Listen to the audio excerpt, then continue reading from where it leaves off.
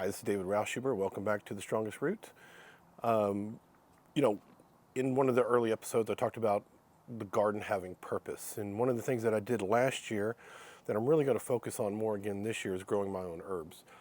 Since post-COVID and all that other good stuff, or bad stuff, I guess I should say, one of the things that we ran into, because we cook a lot, was we were having trouble finding bulk herbs. And so what I did last year is I went online, I bought these containers. These look like the containers you buy in the store. This one happens to be basil. And we started growing our own herb garden and drying and doing that whole process. So that's what we're going to cover today, and I hope you get something out of it.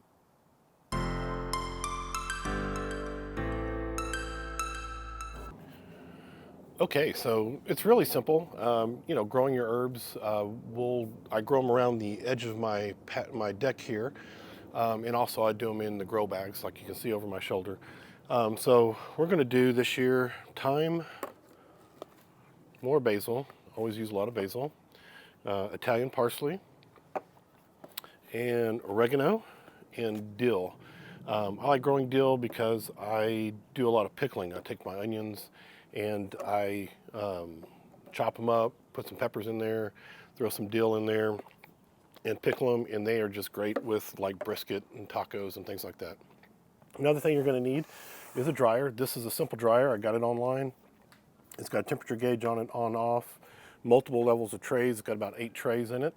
And so what I'll do in the case of like basil, and when my plant gets big, I don't let the plants bolt, because if the plants bolt, they get bitter. So I'll cut them back, and I'll do a whole dryer full of whatever I'm doing, whether it's oregano, dill, or basil.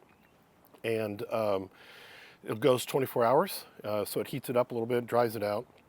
And then once that's done, I take all of those trays, make sure to get all the stems out of them, and then I put them into my grinder here. So it's a simple grinder. It fills up the whole thing. It's amazing. But once you pulse it a couple of times, it literally will be about half this, if not less than that, because it just grinds down really small. So it's amazing how long it takes to grow and to make this much herbs for your kitchen. But the flip side is it the flavor is amazing. Anytime you can do your own stuff instead of getting commercially dried products and things like that. When these things, when you put them in and you use them, as a matter of fact, we used this last night. We made a matzo salad. The flavor was ridiculous. It's just the best that you can get. So anyway, so let's get the plants and look at the plants. Okay, so I got my herbs. They're ready to go into their final containers. So I'm going to do 2 things. I'm going to do the grow bags, which you guys know I'm a big fan. I've got my grow bags over my shoulder over here. You can see my tomatoes that I planted a couple weeks ago. They're all starting to come up great. And those grow bags are rolled down on the sides.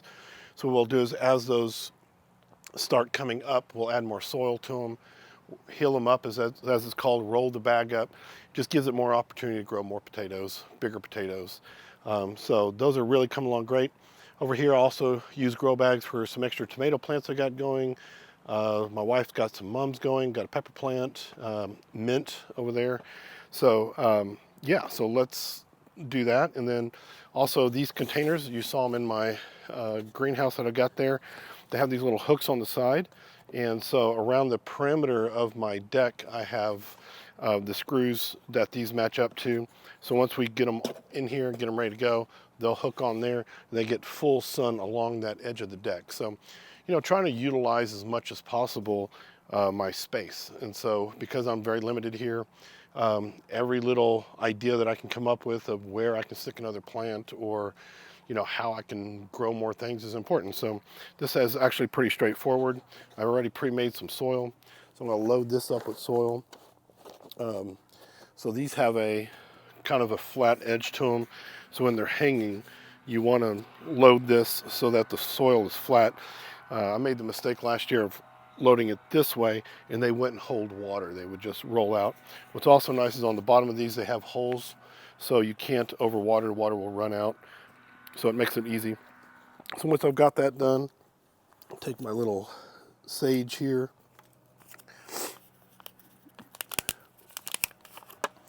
We'll get this guy in here. Probably put a little bit too much soil in there. So we'll get him in there. Nice and steady. Get a little bit more soil around it. And that's that.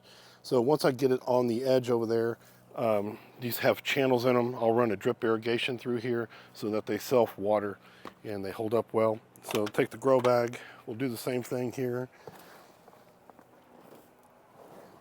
Just load this guy up with some soil. I like to do my basil in the grow bags because those plants get bigger and they get taller. So I like to have them in here. So now I got that done.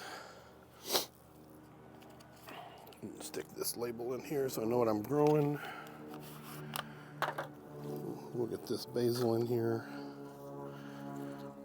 Pack that around good. And that's it. So the grow bags will go eventually on the concrete where I'm standing off the deck. I don't like the grow bags on the deck on the wood. It causes rot. It doesn't ever really, because they drain so much, the deck will stay wet and that's not a good thing. But get them on the concrete, it's great. So the greenhouse will probably go away in about another 3 weeks, probably around the 1st of April. I'll take it down. We still have some cool nights in the 40s in the forecast, so that's what we're going to do. So I'm going to go ahead and get the rest of these done, and I'll show you what that looks like on the deck.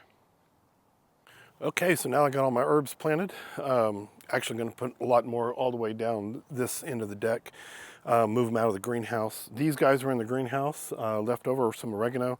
They grew really well over the winter. The greenhouse did a great job. You can see I've got my drip line in.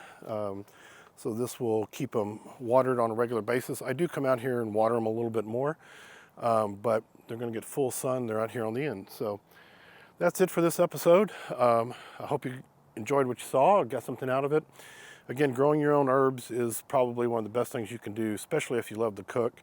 The flavor is just amazing. So anyway, expecting a good year with the herbs again. We did a great job last year. So again, like, subscribe, share with your friends. I sure appreciate it.